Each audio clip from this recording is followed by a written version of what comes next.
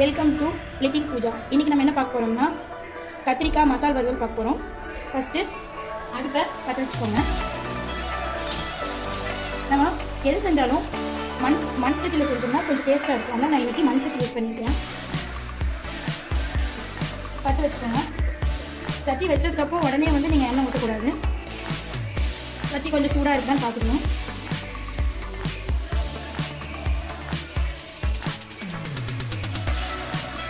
சூடாக வரைக்கும் நம்ம வந்து கொஞ்சம் வெயிட் பண்ணணும்.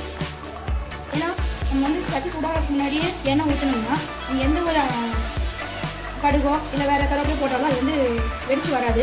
கடுகு போடும்போது நல்லா வெடிச்சு வந்தால் தான் நம்ம செய்கிற அந்த ஐட்டம் வந்து நல்லாயிருக்கும். எண்ணெய் கொஞ்சம் ஊற்றிக்கோங்க.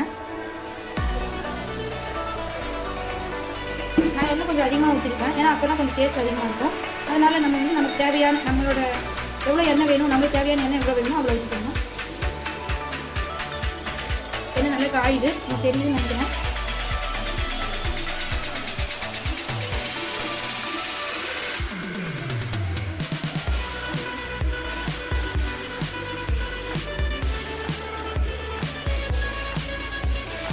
எண்ணெய் காய்ச்சதுக்கப்புறம் கடுகு போட்டுக்கோங்க.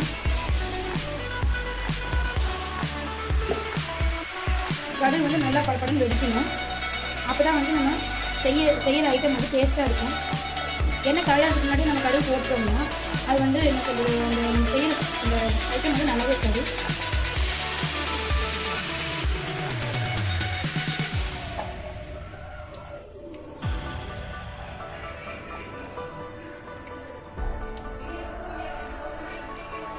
அதுக்கப்புறம் வெங்காயமும் பூண்டும் சேர்த்துக்கோங்க.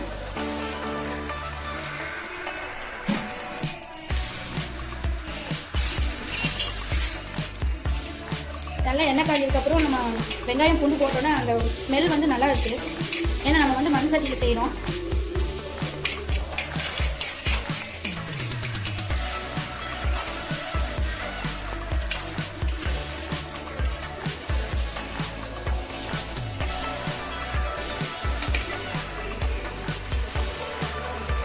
நம்ம வந்து இந்த மண் சட்டினால கொஞ்சம் ஹை ஃப்ளேம் வச்சுக்கோங்க.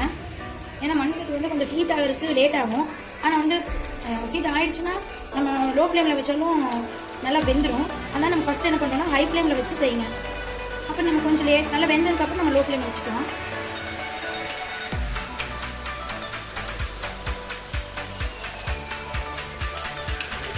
நல்லா வெங்காயம் பொண்ணு நேரமாக வர வரைக்கும் நம்ம கிளறி விட்டுக்கணும்.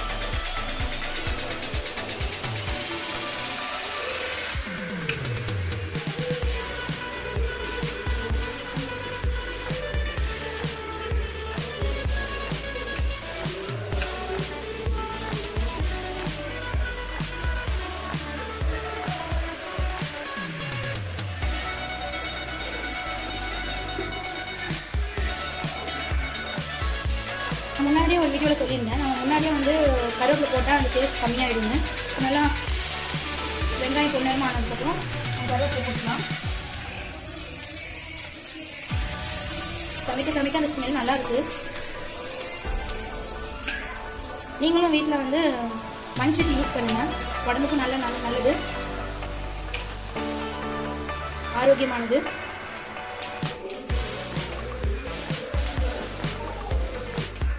நல்லா பொன்னேரமாக ஆனதுக்கப்புறம்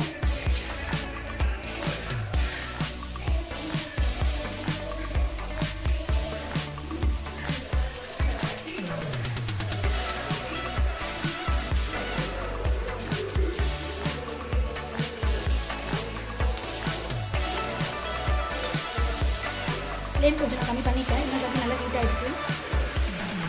உங்களுக்கு தெரியும், ஃப்ளேம் கம்மி ஆனதுக்கப்புறமும் நல்லா வந்து அது ஃப்ரை ஆகிட்டுருக்கு.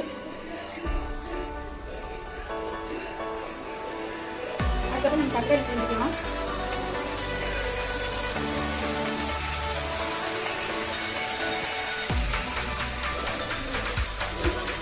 ரெண்டு தக்காளி போட்டுக்கோங்க.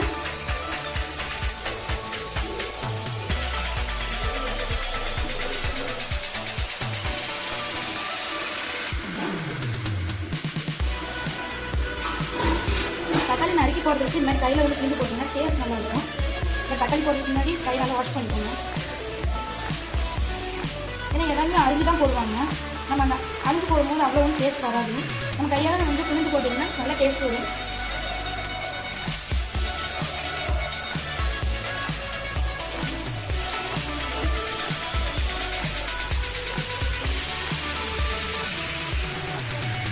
தக்காளி போட்டு நல்லா என்ன பண்ணுறது, நல்லா கிளறி விடுங்க. ஏன்னா தக்காளி வந்து நல்லா வேகணும் அது எண்ணெயில். தக்காளி எதுவும் தண்ணியெல்லாம் ஆட் பண்ணிடாதீங்க, அது எண்ணெயிலே வந்து அந்த தக்காளி வேகணும்.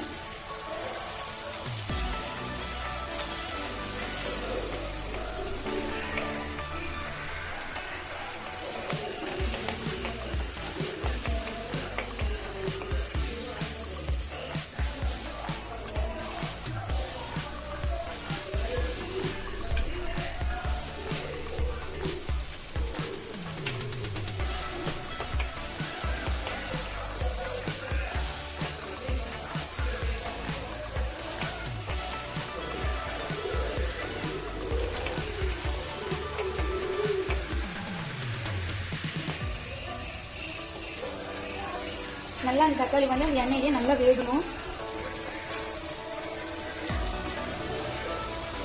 தண்ணி ஆட் பண்ணாதீங்க, அந்த எண்ணெயிலே நல்லா வந்து தக்காளி வெந்துடும்.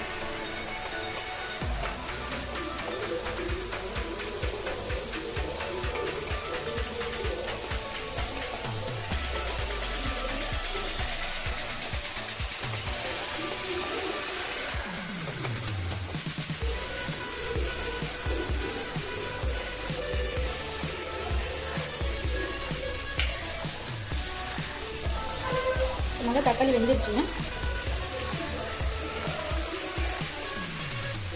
எண்ணெய் கத்திரிக்காய் மசாலா வந்து எப்பவுமே நல்லாயிருக்கும் சாப்பிட்றதுக்கு. நம்ம ஏதாவது பருப்போ இல்லை ரசம் இதுக்கெல்லாம் வந்து தொட்டு சாப்பிட்டோம்னா அவ்வளோ நாளைக்கே. சில டைம் வந்து சாப்பாட்டில் போட்டு பிணைஞ்சு சாப்பிட்டா ரொம்ப நல்லாயிருக்கும்.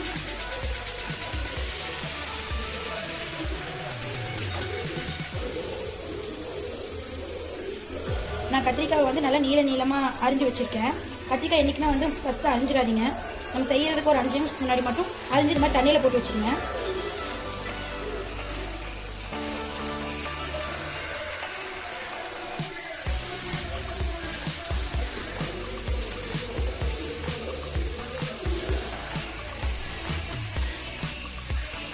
நான் வந்து ஒரு 15 ஒரு 18 கத்திரிக்காய் அறுத்துருக்கிறேன்.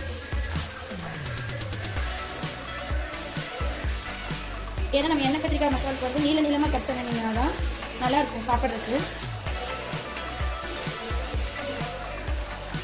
நல்லா கிளறி விட்டுக்கோங்க.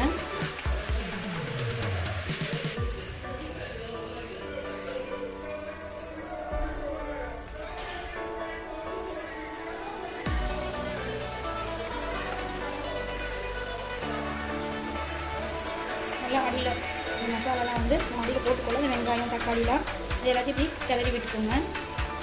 கத்திரிக்காய் ஃபுல்லாக பரவணும்.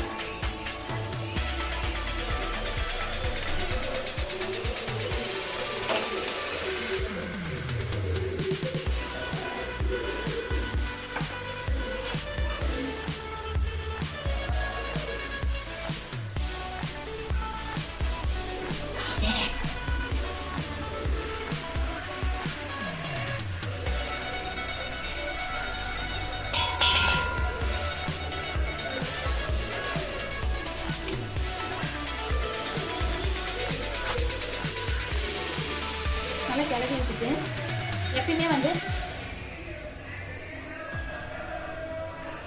கல்லுப்பு யூஸ் பண்ணுங்க. கல்லுப்பு தான் வந்து நம்மளுக்கு டேஸ்ட் நல்லா கொடுக்கும்.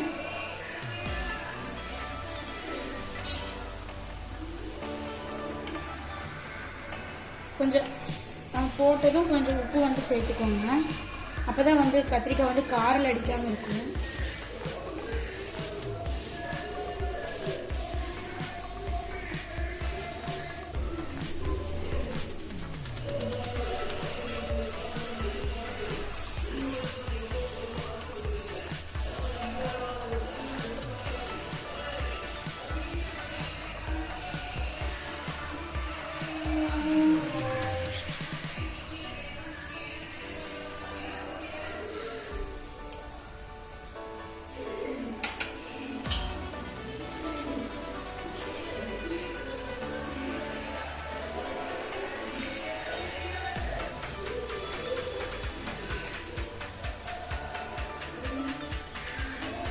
கறி மசாலா பொடி போட்டுக்கோங்க.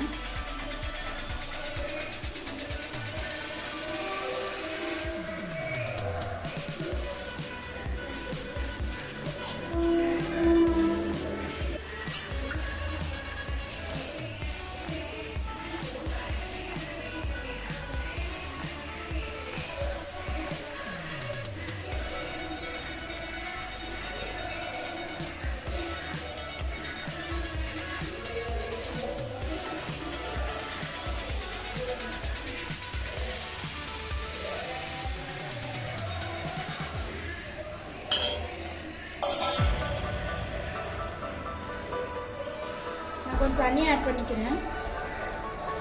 ஏன்னா நான் போட்ட கத்திரிக்காய்க்கு நான் கொஞ்சம் தண்ணி ஆட் பண்ணணும்.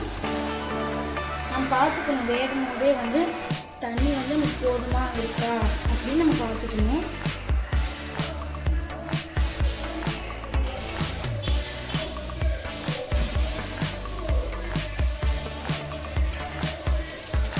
நல்லா வேகட்டும்.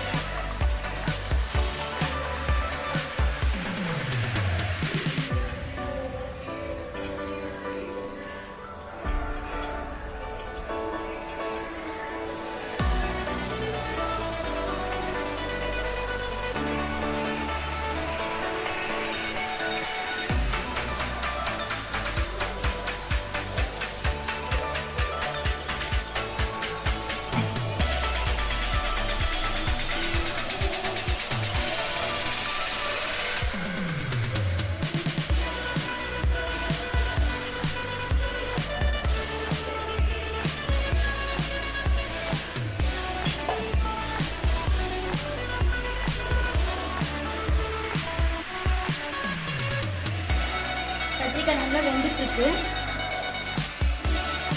நம்ம அப்பப்போ வந்து கிளறி விட்டுக்கணும், இல்லைன்னா அடி பிடிச்சிக்கணும்.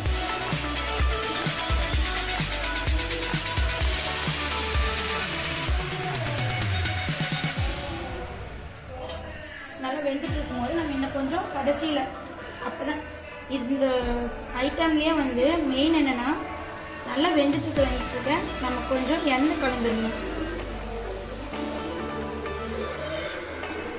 அப்போதான் வந்து அந்த கத்திரிக்காய் வந்து நல்லா டேஸ்ட்டாக இருக்கும்.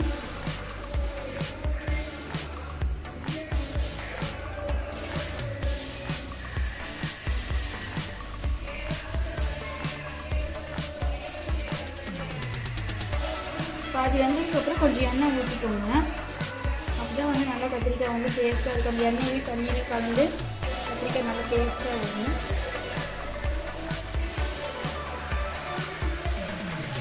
எண்ணெய் ஊற்றினாலும் நம்ம மறுபடியும் கொஞ்சம் நேரம் வேக வைக்கலாம், இல்லைன்னா எண்ணெய் வாசனை அடிக்கும் பச்சையாக.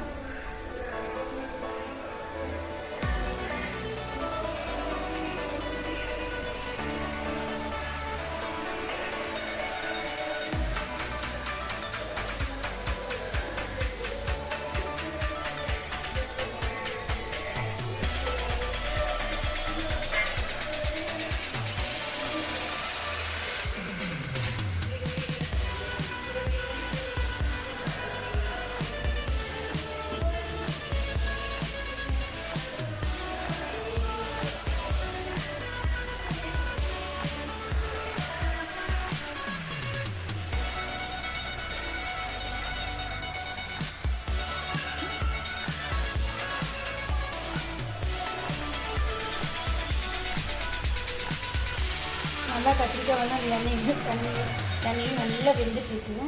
நல்லா ஸ்மெல் சூப்பராக இருக்கு.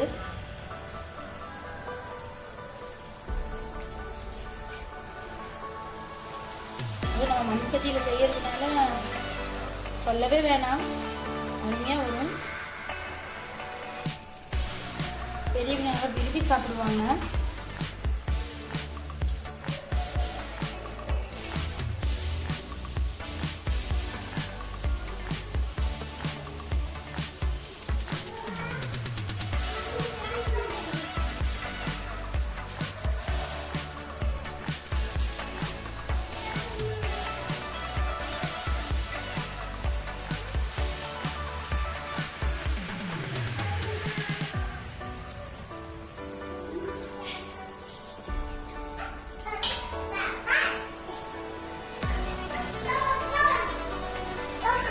எங்கள் வீட்டு குட்டீஸ் தான் நல்லா சத்தம் போட்டுட்ருக்காங்க.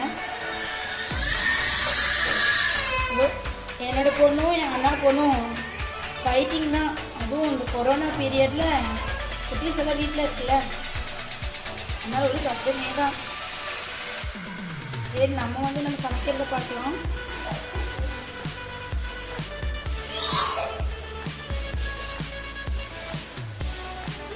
நல்லா தண்ணி சுண்டணும், அப்புறம் கிரேவி பதத்துக்கு வரும். ஏன் இது நம்ம மசாலா வறுவலணும், அதனால நல்லா கிரேவி பதத்துக்கு வரும். பாருங்கள், அந்த எண்ணெயெல்லாம் மேலே லைட்டாக போய் மதங்கணும். அப்போ தான் கத்திரிக்காய் நல்லா வெந்திருக்கும். நம்ம ஊற்றுற எண்ணெய் லைட்டாக அப்படி பிரியாக எண்ணெய் பிரிஞ்சு வரணும். நீங்கள் லோ ஃப்ளேம்லேயே வச்சுக்கோங்க, இல்லைன்னா ரொம்ப கருகி போயிடும், அடி பிடிச்சிடும் அடியில். நம்மளுக்கு மண் சட்டியாக இருக்கிறதுனால நம்மளுக்கு அவ்வளோக்கா அடி பிடிக்காது. ஆனாலும் நம்ம எப்பவுமே லோ ஃப்ளேமில் வச்சுக்கணும். நல்லா கத்திரிக்காய் வெந்துருச்சு. வெந்ததுக்கப்புறம் நம்ம புளி கரைச்சி வச்சுக்கிறோம். புளி கொஞ்சமாக கரைச்சி வச்சுக்கோங்க. ஒரு எலுமிச்சை அளவுக்கு வேண்டாம், ஒரு நெல்லிக்காய் அளவுக்கு போதும், சின்ன நெல்லிக்காய் அளவுக்கு. புளி நம்ம நிறைய சேர்த்துனாலும் நல்லா இருக்காது, புளிப்பாயிடும்.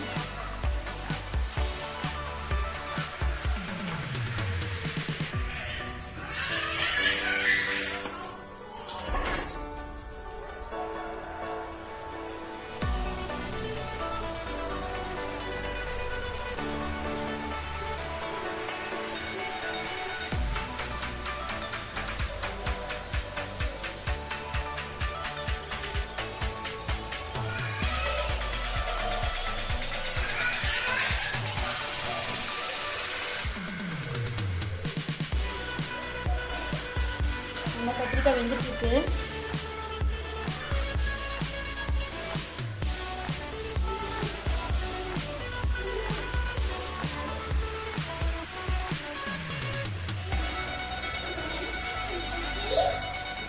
ஓகே, கத்திரிக்காய் ரெடி ஆகிடுச்சு.